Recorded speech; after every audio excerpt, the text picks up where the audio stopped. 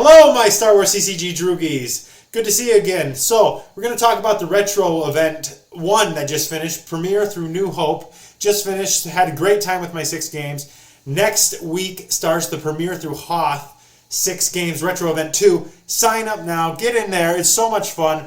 Big shout out to Steven Sanders and Jared Napolitano for organizing this, doing all this work. I know Steven Sanders did a ton of work for this. It's been great. Keep it up. Really appreciate it. It's been super fun. First of all, who won the tournament? Paul Feldman, D-Torch, 6-0. Only person not to lose a game. Flawless. Coming up in second was Scott Atkins, Scott Drake, Lyndon Pater, Idea Track. Sorry if I get your name wrong. Andy Talaga. No nickname. Get a nickname, Andy. We want to see something. It's like D-Torch. Now that's menacing. But the 2, second, third, and fourth place all went 5-1. So great time playing. Everybody had pretty much the same kind of feel as the 1996 World Deck. Most decks were. I'm not saying all the decks were, but they kind of went in those veins of mains and toys, and that's about all you could really do. So I'll just reference the video I did last time, where I was talking about all the pros and cons of Premiere New Hope. First of all, I said Sense and Alter was going to be way overpowered, and guess what? It was everywhere. If you wanted to have a good deck, you had to run some of these Sense and Alter battles. If you were the one to win the Sense Alter battle, you get to put all of them in your used pile because that's how it works. And then the opponent lost all their Sense and Alters if you're going back and forth. Some games, 6, 7, 8 cards lost because of this. Insane. I will say I thought they'll be held to pay, and What Are You Trying to Push on Us would be stronger. The 3 Force to deploy was kind of hard, and it didn't really stop it. People still played it. I think Tentacle might have been better, and Grappling Hook might have been better, because you would play Sense, they would grapple it, then you can alter it, and they can't sense your alter, so it would win you the Sense Alter battle once. And then going forward, it would only allow one of each to be played. I think Tentacle might have been the better bet if you were running Sense and Alter yourself. If you weren't running Sense and Alter yourself, then it's tough. I personally didn't run any, and that's why I did so crappy. Nabram Leads I thought was going to be abused more. It wasn't, because of the amount of senses in people's decks, and I saw a few people running the anti-Nabram Leads. Ellis Hairlock cards, the ones that make them captured or lost. Maybe towards the end of the game, I saw a few people teleporting around, draining, getting extra little drain in at the end of the game, but it wasn't that abused. I saw maybe 1 or 2 in most decks. Something I was dead wrong about. Retrieval was way weaker than I thought. I thought our Most Desperate Hour and Death Star plans were going to be unstoppable. They're not. They take way too much. They take way too many cards to set up, and all you do is throw out an altar, and so much for their plans. It's easily countered. Noble Sacrifice and On the Edge were used some, and I thought they were used pretty well, but they weren't. I didn't think they broke the game. And Figure and Don was probably the most retrieval this format saw. Something I was right about. Monarch, way too good. So good. You had it turn 1 as Dark Side, and you could play it, and you caught them with 2 Obi-Wans in their hand. It was almost an instant win. Also, used and lost were just so powerful. I thought my own Ulith was going to be unbelievably broken. It was pretty good, but it was a win more card.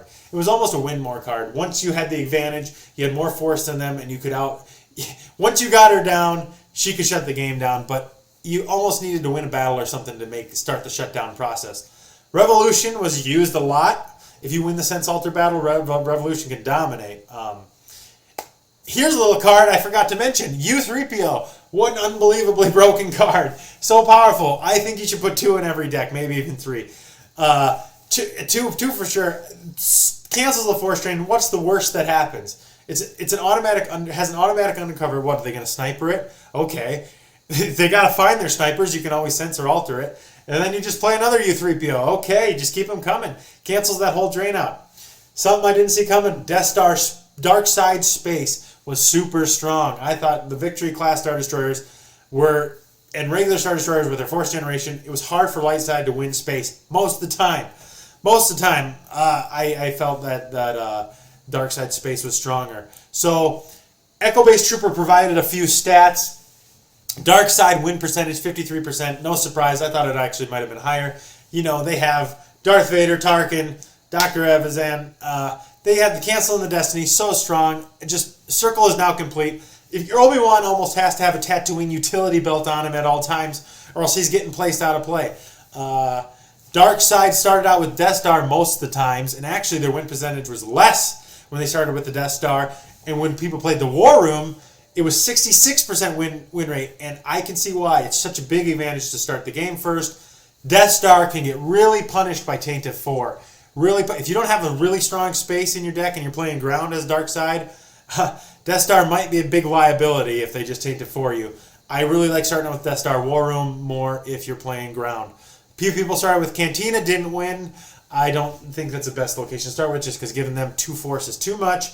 I know on some of those decks that were in the top 4 from 1996 started with Cantina, but I think the game's evolved a little bit since then. I see somebody tried to, for light side, Obi-Wan's Hut was basically the go-to starting location, and about 48% win percentage.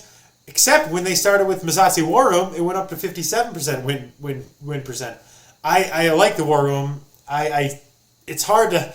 You can just throw Obi-Wan down with 2 force with Obi-Wan's Hut, but you can get punished there. It is a drain for 3. 2 people tried to start out with Kashyyyk as the light side. Admirable effort. You can drop that X-Wing down and get that drain for 2. They both lost the game, but I thought that was a cool idea.